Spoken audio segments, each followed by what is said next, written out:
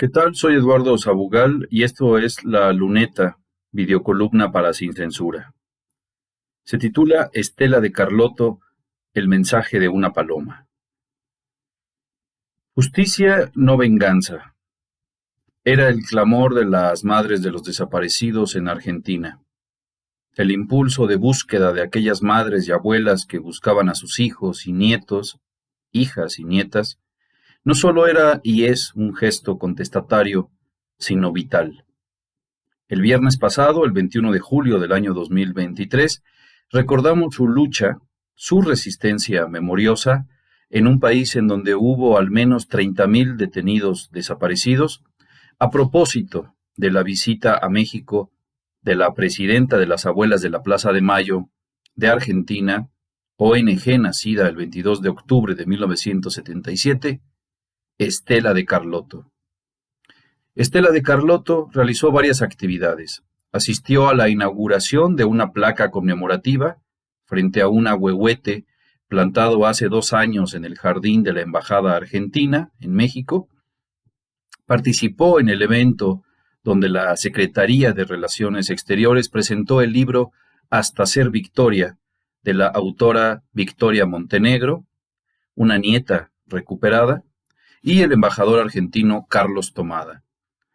Estela de Carlotto también habló en la Cátedra de Derechos Humanos, Abuelas de Plaza de Mayo, del claustro de Sor Juana, y además estuvo en la conferencia mañanera acompañada de su hija Claudia Carlotto.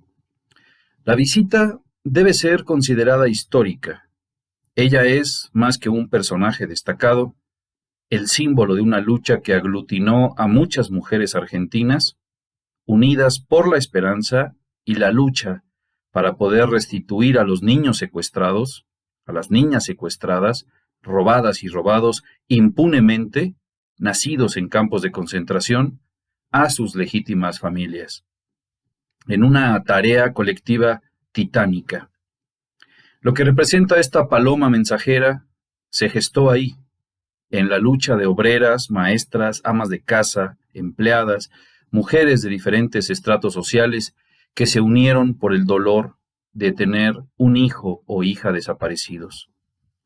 Estela, como dijo Andrés Manuel López Obrador, ha sido la defensora en América Latina y el mundo de quienes sufren por el autoritarismo. En 1977, Laura, su hija, fue secuestrada a los 21 años, estando embarazada de 2 meses y medio. Estela, gracias a una persona liberada, tuvo noticias sobre su hija y les pidió que estuvieran atentos al nacimiento de su bebé, que debería ocurrir en junio de 1978. El 25 de agosto de ese mismo año, las autoridades de la dictadura le entregaron el cuerpo de su hija y no supo el paradero de su nieto. Como se sabe, muchos de aquellos niños y niñas robados, hijos de las presas políticas, fueron creados por elementos de las Fuerzas Armadas o civiles cómplices, es decir, fueron adoptados ilegalmente por esas familias. El pañuelo blanco en la cabeza de esas mujeres, el pañal de sus hijos e hijas desaparecidos, como símbolos de esa búsqueda, permanecieron en la conciencia y la memoria argentina durante 45 años. El pasado viernes la vimos ahí, en la conferencia del presidente, a sus 92, casi 93 años de edad, pequeña, con bastón en mano, caminando lentamente y con ayuda, y era como ver un torrente de historia argentina pasando por ahí, hablándonos con su sola presencia. Mientras tenga mi cerebro lúcido, seguiré, dijo sonriendo mientras se llevaba el índice a la frente. Después de subir con ayuda del presidente al estrado, dijo que México, para la Argentina, era un país hermanísimo. Recordó a los muchos exiliados que tuvieron un país al cual llegar. Acá, recordó, encontraron un nieto y lo llevaron con su papá a la Argentina. Cerró su breve participación, su saludo y agradecimiento a AMLO, diciendo que se deberían estrechar los abrazos de toda Latinoamérica para buscar la verdad, la justicia y por el nunca más. La visita de esta paloma mensajera nos recuerda dos conceptos claves: identidad e historia. La búsqueda de la justicia, la búsqueda desesperada y angustiosa que emprenden todas las madres de hijos e hijas desaparecidos, no solo debe verse como una cuestión moral, sino también identitaria e histórica, de comprensión de lo que se es y de lo que se es en la historia. Julio Cortázar, sobre las madres y abuelas de la Plaza de Mayo, que fueron tachadas de locas, las locas de Plaza de Mayo, escribió: sigamos lanzando las palomas de la verdadera patria a los cielos de nuestra tierra y de todo el mundo. Así, creo, podemos ver esta visita histórica a nuestro país como el mensaje urgente de una paloma. La tarea de recibir y entender ese mensaje en nuestro contexto, en la coyuntura por la que atravesamos en México, es responsabilidad de todos y todas, pero principalmente de las autoridades. Alejandro Encinas, subsecretario de Derechos Humanos, Población y Migración, con quien se reunió también Estela Carlotto, ha señalado que en cumplimiento de las obligaciones internacionales en materia de derechos humanos, hasta el día de hoy se han realizado 14 actos de responsabilidad y disculpas públicas por parte del Estado mexicano. Algo que, como muchas de las cosas que se han dado en la Cuarta Transformación, resulta insólito. Se está ya en la segunda etapa de una revisión al Registro Nacional de Personas Desaparecidas y No Localizadas, creado en esta administración y que, sin embargo, ha encontrado desafortunadamente con la resistencia de diversas instituciones para registrar o compartir información.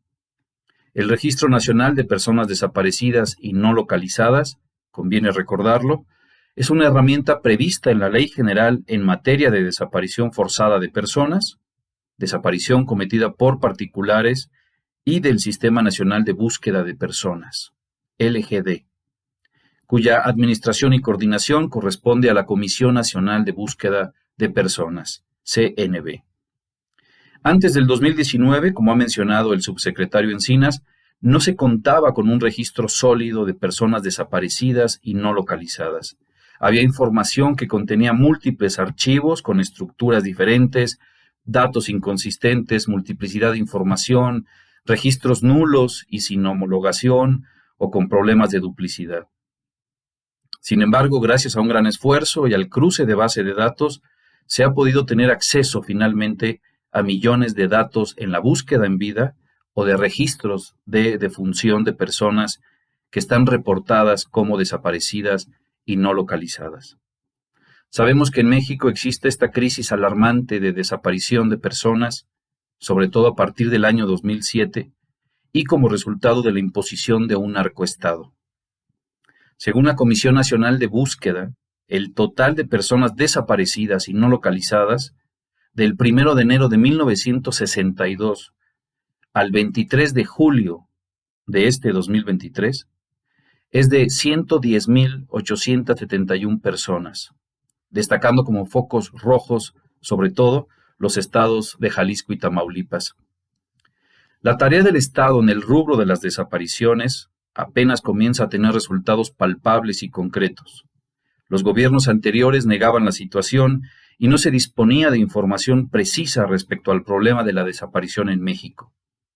Una acción concreta la podemos encontrar en la creación de la Comisión para la Verdad y Acceso a la Justicia del caso Ayotzinapa y su informe, que consta de casi 100 páginas. O el hecho de que el Juzgado Segundo de Procesos Penales Federales, ubicado en Toluca, haya decretado auto de formal prisión en contra de 8 militares detenidos por el delito de desaparición forzada de los 43 normalistas de Ayotzinapa. Se pueden mencionar otros avances, sin embargo, los retos aún son grandes. Se sigue buscando justicia, no venganza. Porque sin justicia no habrá paz.